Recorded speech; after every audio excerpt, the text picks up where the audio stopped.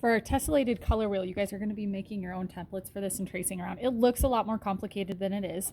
I'm only going to require that you guys separate your pieces and do a tessellated color wheel. I'm not going to require the corrugated cardboard, although that'll be an advanced option. You guys will get additional time to do that because it does look really cool. It just is pretty tedious.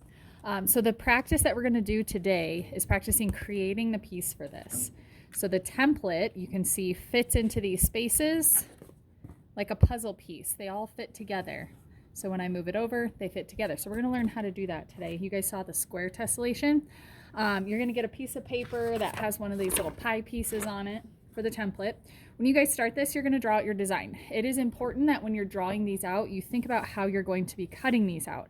So you guys can choose organic or geometric. Always anchor at the top. It's just easier if you guys follow that rule. If I were to cut this out, I would just match it to the other side.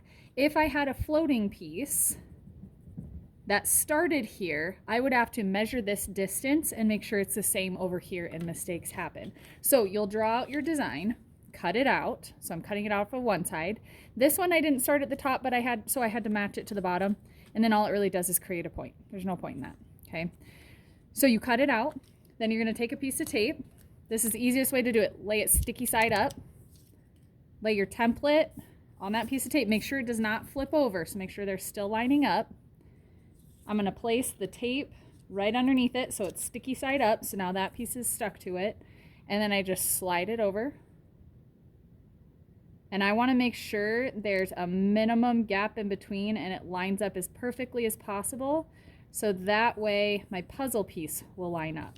Then I would just trim off the excess tape around. I've already done it with this piece right here, so you're gonna see how this works. So I'm going to trace it. When you guys trace this, you'll be able to see if it works or not, if you've taped it correctly or not, which is why we're practicing this before we get our final templates and trace onto the cardboard.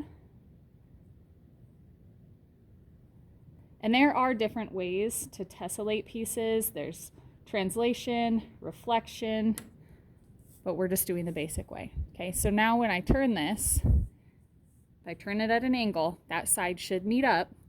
And then if I continue, it's going to form a circle. It also matches this way. So if you don't tape this correctly, it's not going to match. Now I'm gonna have you guys trace all the way around. You're gonna do 12 pieces to trace your circle.